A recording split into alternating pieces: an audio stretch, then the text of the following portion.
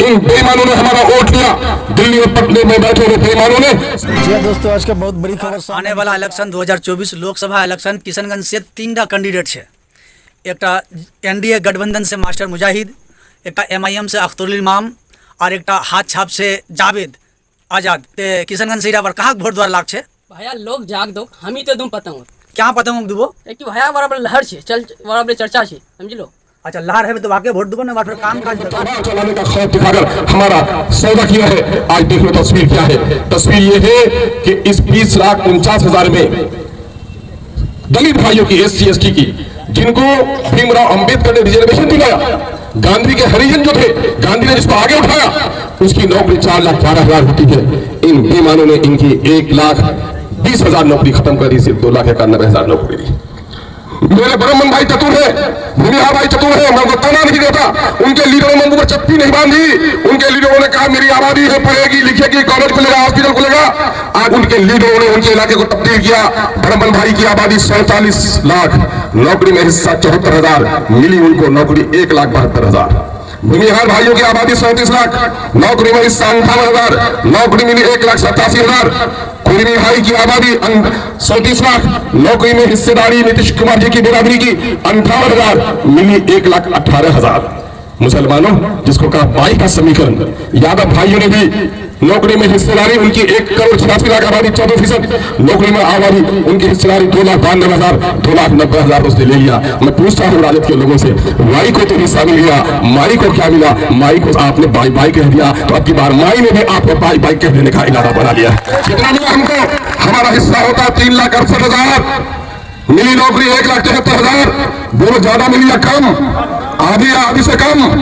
तो क्या उन लोगों से बदला लोगे कि नहीं जिन्होंने हमारे 1,95,000 की नौकरी छीन ली? उनके हाथों से तो छीनोगी कि नहीं? उन जालिमों का पंजा मरोगी कि नहीं? अगर पंजा मरोड़ना चाहते हो तो तय कर लो सुजापुरी भाइयों, तुम्हारी आबादी 24.5 लाख, नौकरी में हिस्सेदारी तुम्हारी 39,000, मिली नौकरी 15,000। कितनी नौकरी गई? 24,000। भाई नूर इस्लाम साहब, मेरे से सवारी भाई हो, आबादी 13 लाख, नौकरी में हिस्सेदारी 21,000, मिली कितनी? 5,500। कुलैया भाई आबादी कितनी? 12 लाख, नौकरी में हिस्सेदारी 18,000, मिली कितनी? 6,000।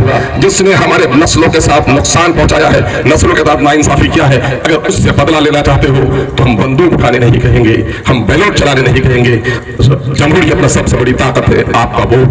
आपका वोट जालिमों के खिलाफ, मजलूमों के हक में होना चाहिए। अख्तरुल ईमान ने मौलाना के नाम पर कुर्बानी दी थी, 19 में कश्ती किनारे में डूबी है। इस वक्त अख्तरुल ईमान फरियाद ही नहीं, आपके नस्लों की मुस्तकबिल की फरियाद है। एक मरतबा कुल हिंद मजलिस इत्तेहाद मुस्लिमीन को मौका दीजिए और उसके लिए अभी से फैसला बनाइए। दुश्मनी हमारे बहुत लोग करेंगे।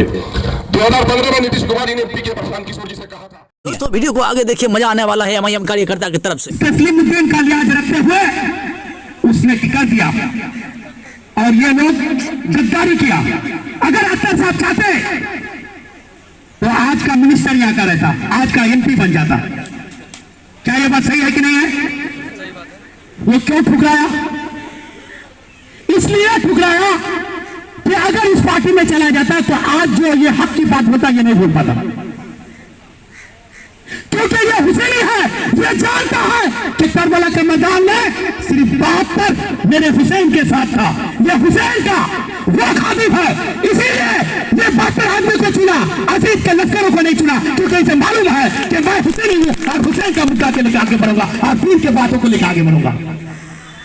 मेरे नौजवानों, मेरे दोस्तों, मेरे अजीजों, आप लोग से विश्वास है, आप लोग से विनती है, आप लोग से गुजारिश है, हम हाथ जोड़ के आपसे भीख मांगते हैं कि इस बार हमारे अख्तर साहब को MP बनाएं। और मैं यह बात कुछ तुम्हारा भूख लगे बेसी बोलवा नहीं पार्टी, भूख लगले लोग के बात लगी मत तक अच्छी। मगर एक बात मेरे नौजवान, मेरे भाई, ये दिल में रखना कि अगर किसी जगह फोन किए, हो सकता है हमारे विधायक जी नाने गया हो या किसी मीटिंग में बैठा हो, अगर फोन नहीं उठाए तो मैं हाथ जोड़ के कहता हूं कि नाराज मत होना। और जब फील्ड में निकलेंगे, जब किसी के घर इनकलाब लाएगा, बांध कर बाहर निकलने की जरूरत है और लड़ाई लड़ने की जरूरत है। क्या आप सभी लोग तैयार हैं इस बार लड़ने के लिए? हाथ उठा करके सब लोग कहिए इंशाअल्लाह हम लोग लड़ने के लिए तैयार है। और इससे पहले जो चुनाव हुआ ठाकुरगंज का हालात इतना बेहतर नहीं था, लेकिन इंशाल्लाह मैं वादा करके जाता हूँ कि ठाकुरगंज इस बार एक